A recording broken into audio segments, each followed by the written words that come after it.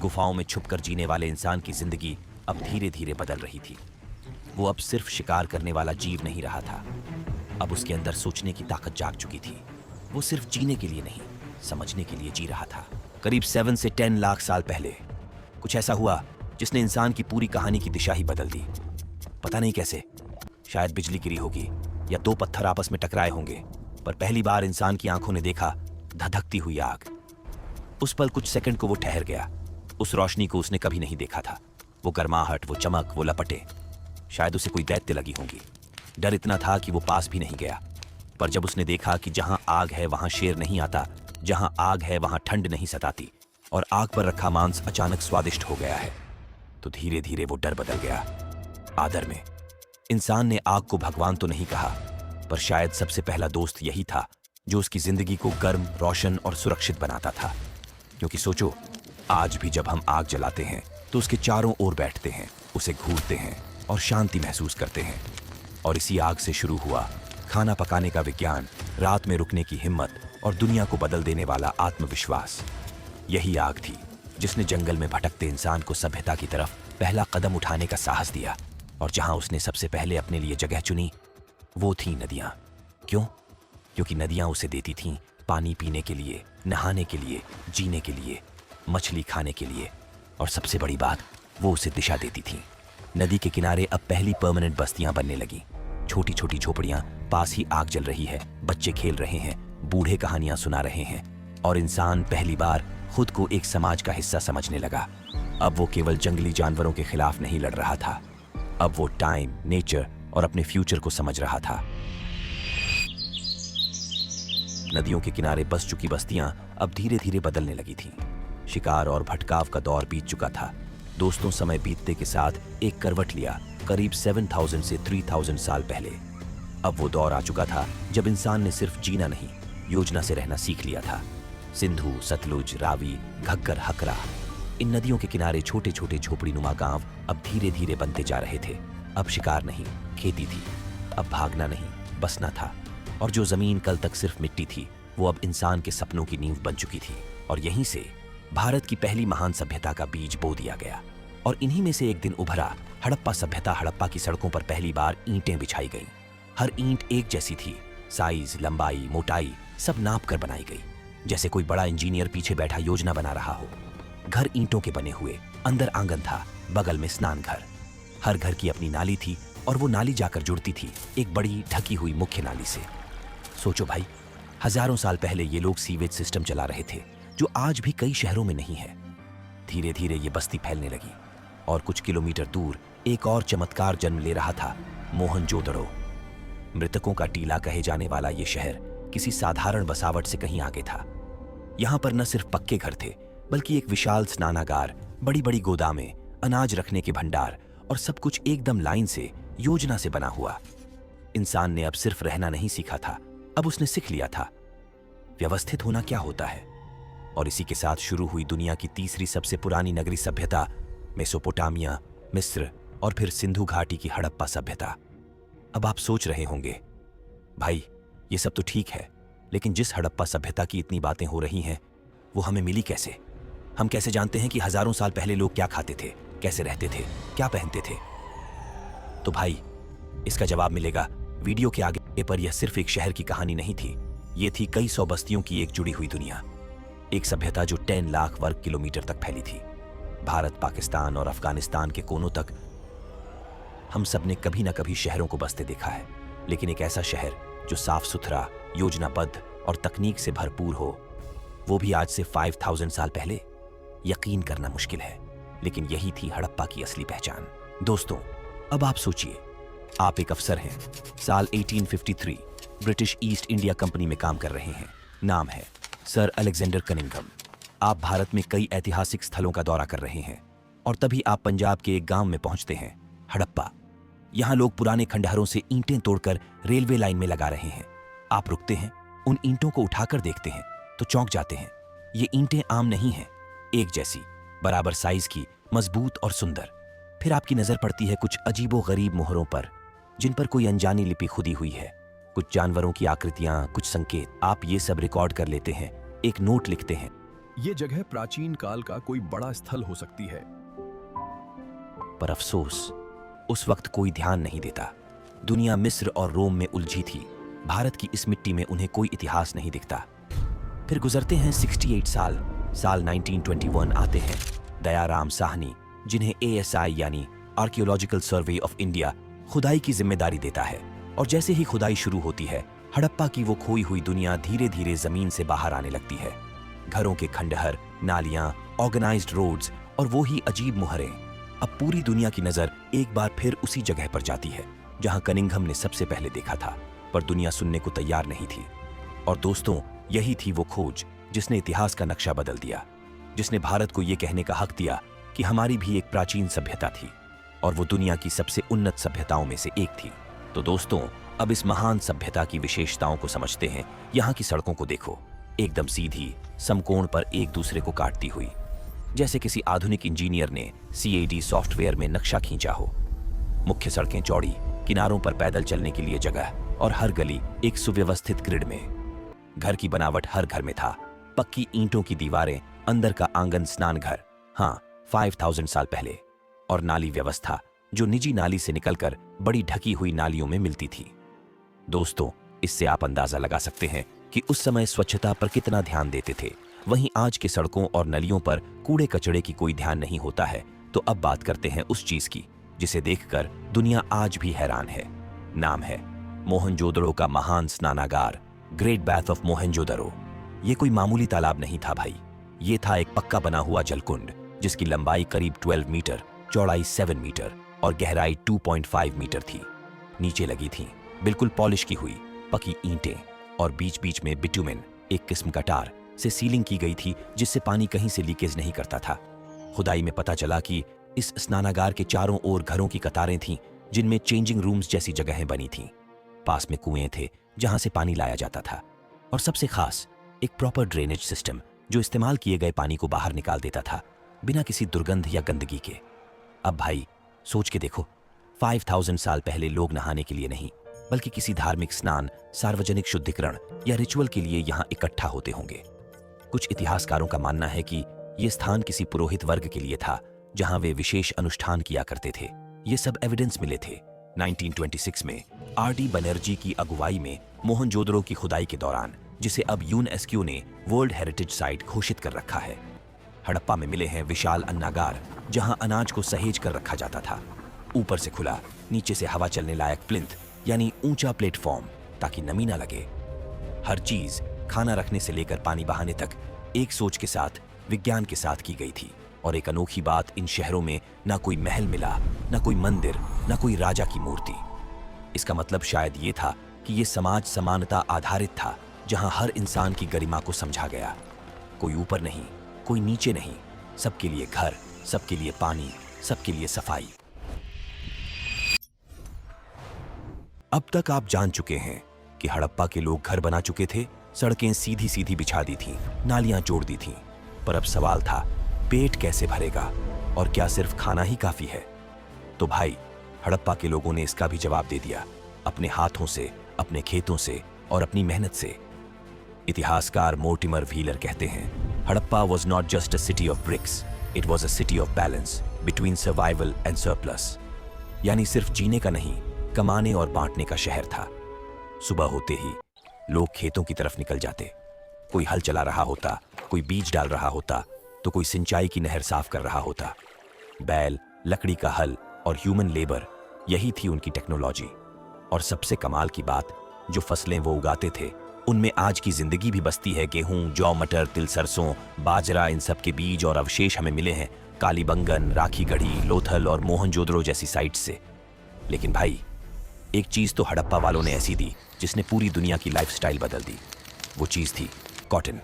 खुदाई में मेहरगढ़ और मोहनजोदड़ो से कपास के बीज और कपड़े के रेशों के अवशेष मिले हैं।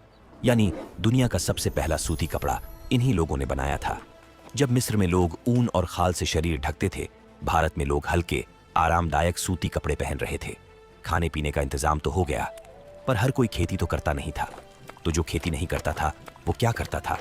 कोई मिट्टी के बर्तन बनाता था, कोई पत्थर काटकर मोती और मनके बनाता, तो कोई तांबे से औजार और हथियार गढ़ता था। और जब इन चीजों की भरमार हो गई तो सोचो, इंसान ने क्या किया? बेचना शुरू किया। यानी एक ने अनाज दिया, दूसरे ने बर्तन, तीसरे ने कपड़े, चौथे ने गहने। कहीं भी सिक्का नहीं था, सिर्फ चीजों के बदले चीजें दी जाती थीं। हर कोई अपने अपने हुनर में माहिर था। कोई बेहतरीन मिट्टी के बर्तन बना रहा था, कोई पत्थरों को काटकर मोती और चूड़ियां बना रहा था, और कोई तांबे को पिघलाकर हथियार और औजार तैयार कर रहा था। इन चीजों को वो सिर्फ अपने गांव में ही नहीं बेचते थे, बल्कि दूर दूर तक ले जाते थे। अब सोचिए, 5000 साल पहले जब न गूगल मैप था, न ट्रेन, न ट्रक, तब सामान कैसे जाता था? तो इसका जवाब है लोथल, हड़प्पा सभ्यता का एक और अद्भुत शहर जो आज के गुजरात में था, और ये शहर बना था समुद्र के किनारे। अब ध्यान दो, ये सिर्फ एक शहर नहीं था, ये था एक बंदरगाह, जहां से नावों में सामान भरकर दूसरे देशों तक भेजा जाता था। और ये सामान कहां जाता था? मेसोपोटामिया, आज का इराक, दुनिया की सबसे पहली सभ्यताओं में से एक। अब यहां एक मजेदार बात सुनो। जब मेसोपोटामिया में खुदाई हुई तो वहां से हड़प्पा की मुहरें मिली। सोचो, भारत के लोग 5000 साल पहले फॉरेन ट्रेड कर रहे थे, और हां, उस समय कोई रुपये पैसे नहीं चलते थे, ना सिक्का, ना नोट, ना यूपीआई। उस समय चलता था सामान के बदले सामान। यानी अगर आपके पास गेहूं है और किसी के पास बर्तन, तो आप गेहूं देकर बर्तन ले सकते थे। दोस्तों, इसे ही कहते हैं बार्टर सिस्टम। और ये दुनिया की पहली इकोनॉमी थी, बिना बैंक, बिना मॉल, बिना ईएमआई के। अब एक और दिलचस्प चीज सुनो। हड़प्पा के लोग जब व्यापार करते थे तो वो तोलने के लिए खास पत्थर के वजन इस्तेमाल करते थे। हर वजन का एक तय आकार होता था, और जो चीजें वो भेजते थे उन पर एक खास मुहर, सील लगाते थे। यानी आज के लोगो या ब्रांड की तरह 5000 साल पहले भी लोग अपना ब्रांड बना चुके थे। अब तक आपने जाना कि हड़प्पा के लोग घर बनाना जानते थे, सड़कें बिछा सकते थे, व्यापार कर सकते थे। लेकिन सवाल यह है, इनकी रोज की जिंदगी कैसी थी? क्या पहनते थे, क्या खाते थे, कैसे रहते थे, और सबसे जरूरी, क्या उन्हें भी सुंदर दिखने का शौक था? तो चलो आपको एक दिन की सैर कराते हैं, एक हड़प्पा परिवार के घर के अंदर। सुबह सुबह सूरज निकला। एक छोटा सा घर, ईंटों से बना हुआ, जिसके अंदर आंगन था, और आंगन के एक कोने में चूल्हा जल रहा था। महिलाएं आटे से रोटी जैसी चीजें बना रही थीं, और पास ही दाल जैसा कोई द्रव चीज पक रही थी, जो आज की तरह तड़का नहीं था, लेकिन स्वादिष्ट जरूर होता होगा। घर के लोग जल्दी तैयार हो रहे थे। कुछ लोग खेत जा रहे थे, कुछ बस्ती के शिल्पकार मोहल्ले में। लेकिन सबसे दिलचस्प बात यह है, हड़प्पा के लोग बहुत ही सजीले होते थे। पुरुष अपनी दाढ़ी को सलीके से सजाते थे, और महिलाओं के बाल लंबे और गांठों में बंधे होते थे।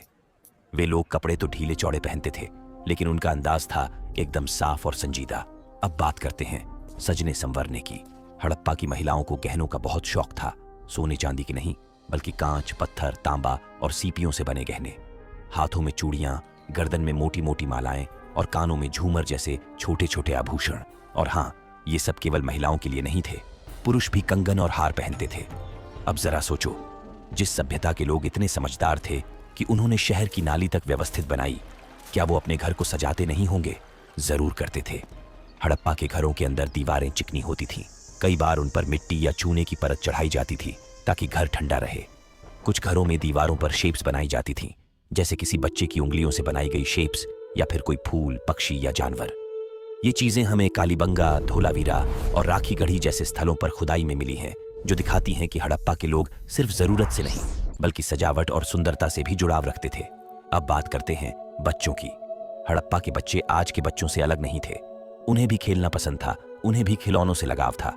खुदाई में मिले हैं मिट्टी के बैलगाड़ी जैसे खिलौने, घूमने वाले पहिए, बिल्ली और कुत्ते की शेप्स, यहाँ तक कि सीटी जैसे बाजे जो बच्चे मुंह में लगाकर बजाते होंगे। ये सब चीजें हमें हड़प्पा, मोहनजोदड़ो और चन्हूदड़ो जैसे स्थलों से मिली हैं।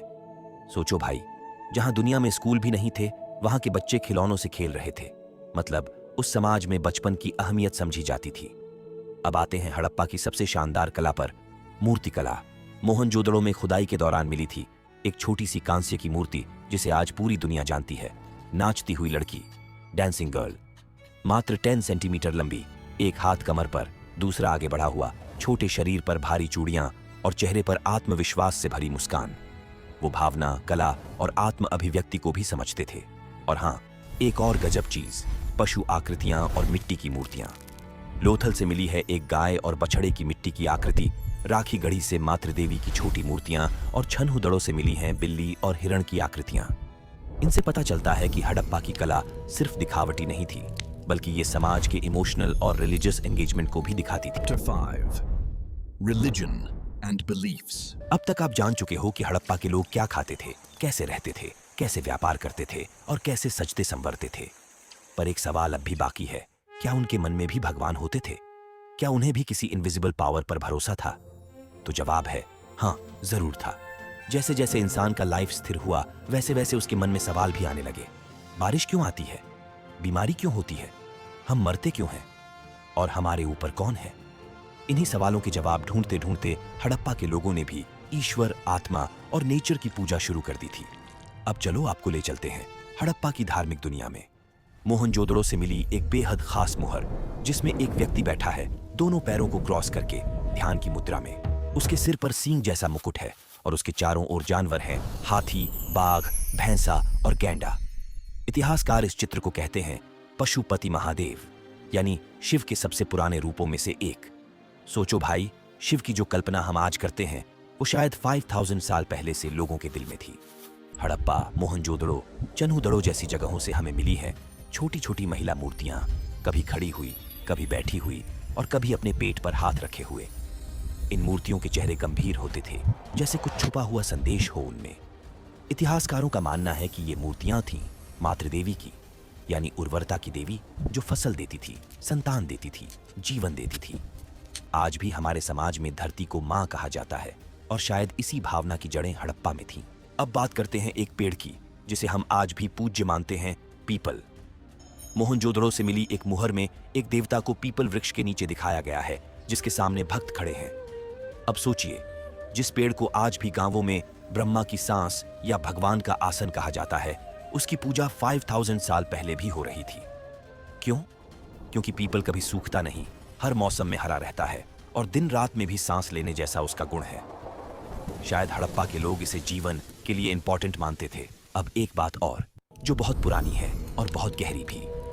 राखीगढ़ी और लोथल जैसे स्थलों से हमें कुछ ऐसी आकृतियां मिली हैं जो स्त्री और पुरुष की रिप्रोडक्टिव ऑर्गन्स को दर्शाती हैं, यानी योनि और लिंग के प्रतीक। आज के समय में इन्हें हम शिवलिंग और देवी पूजन के रूप में पहचानते हैं, लेकिन सोचिए, हड़प्पा में इन्हें पूजा जाता था प्रजनन शक्ति के रूप में, यानी जीवन देने वाली ऊर्जा।